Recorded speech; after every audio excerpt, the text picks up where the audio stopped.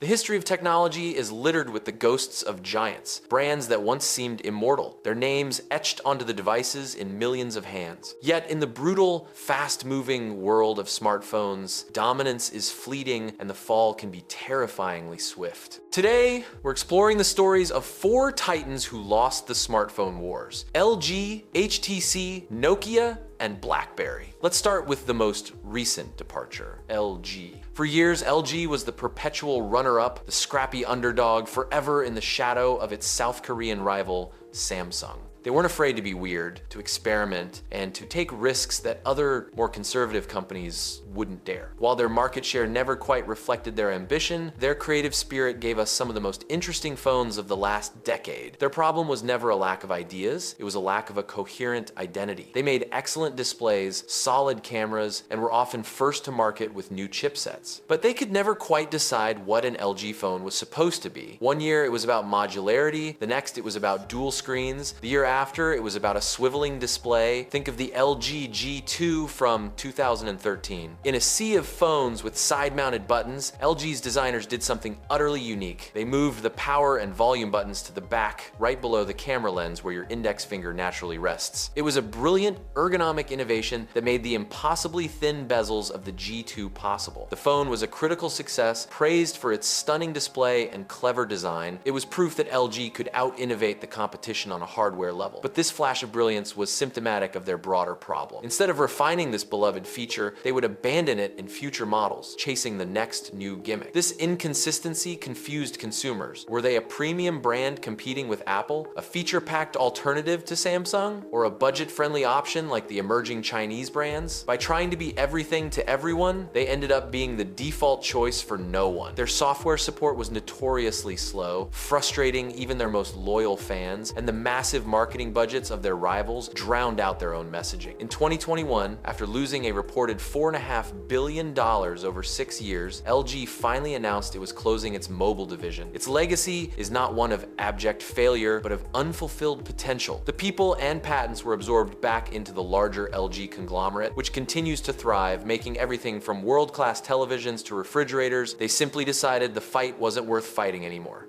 If LG struggled to find a winning identity, our next giant had a brilliant one and simply let it slip through its fingers. We're talking about HTC. Before they were a consumer brand, HTC, or High-Tech Computer Corporation, was the silent force behind many of the earliest smartphones. Building devices for others, they were the manufacturer behind the first commercial Android phone ever, a quirky device with a slide-out physical keyboard.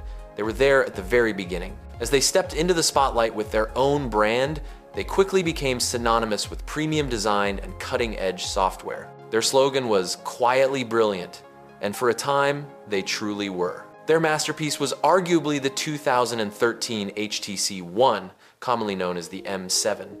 This device was a triumph of industrial design. Carved from a single block of aluminum, it felt more like a piece of jewelry than a piece of technology. It had front-facing stereo speakers that delivered unmatched audio quality and a software skin, HTC Sense, that was widely considered more elegant and user-friendly than the stock Android of the time. The HTC One M7 was universally hailed by critics as one of the best, if not the best, phone of the year.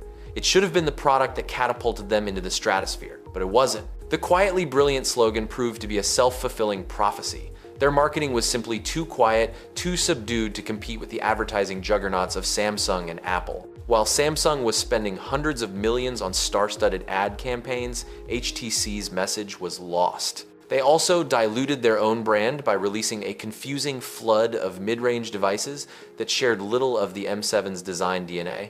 Strategic missteps compounded the problem. A bet on ultra-pixel camera technology, which favored larger pixels over more pixels, backfired as competitors raced ahead in megapixel counts and image quality. The final blow came when they effectively sold the soul of their company. In 2017, Google, a longtime partner, paid over $1 billion to acquire a massive portion of HTC's smartphone design team, the very people who had created the M7 and were now working on Google's Pixel phones. It was an admission of defeat. Today, HTC's primary focus is on its Vive virtual reality headsets, a field where it remains a respected innovator. The phone brand is a ghost, licensed out for a handful of forgettable devices.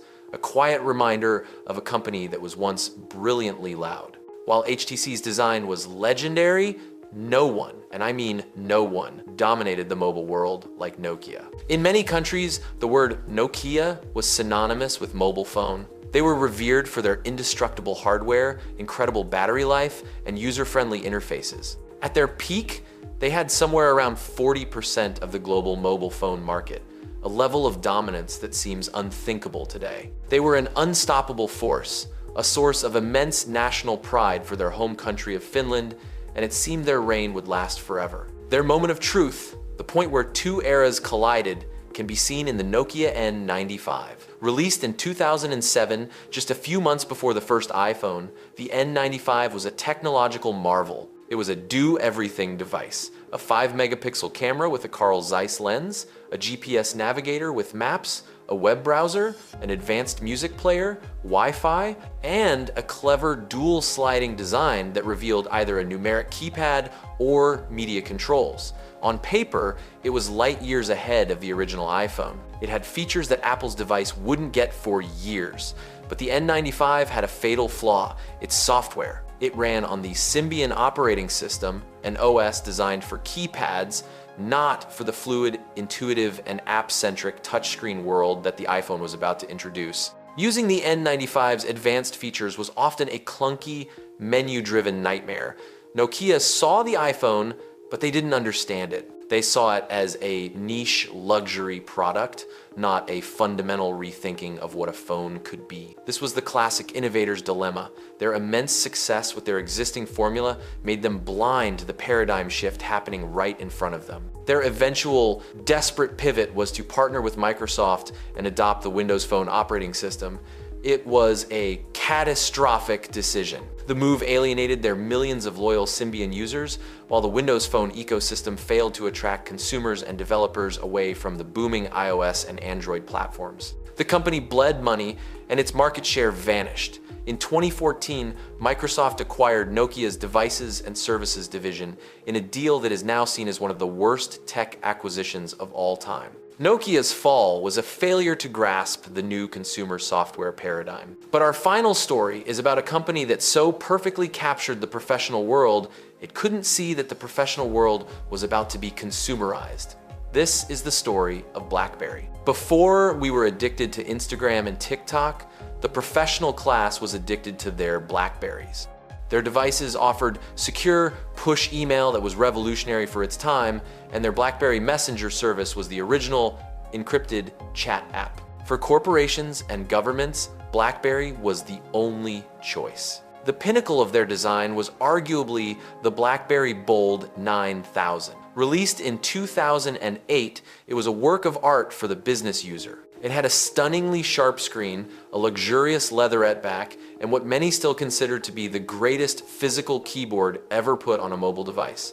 Typing on it was fast, tactile, and accurate. It was the ultimate communication tool, a device built for one purpose and executed to perfection. But like Nokia, BlackBerry's leadership fundamentally misunderstood the iPhone. They dismissed it as a toy, a media player that couldn't possibly compete with their secure, enterprise-grade workhorse. Their co-CEO famously said that the touchscreen trend was a fad. They failed to realize that the executives who carried a BlackBerry for work also wanted a device that could play games, browse the full internet with ease, and take great pictures for their family. They wanted one device for their whole life, not just their work life. The very idea of a third-party app store was alien to BlackBerry's walled garden approach. They believed their secure network was their moat, but the bring-your-own-device-to-work movement tore down their walls. Employees started demanding to use their iPhones for work, email, and IT departments had to listen. BlackBerry tried to adapt, releasing touchscreen phones and a new operating system, but it was too little, too late.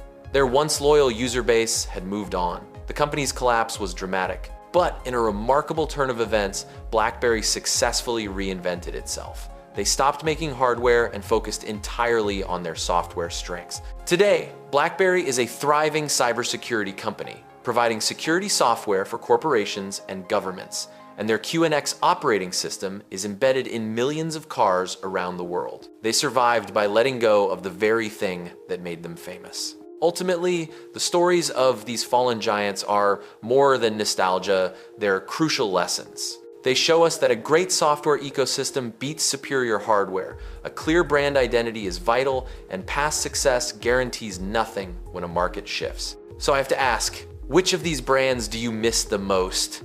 Let us know in the comments, and if you enjoyed this video, please like the video and subscribe for more.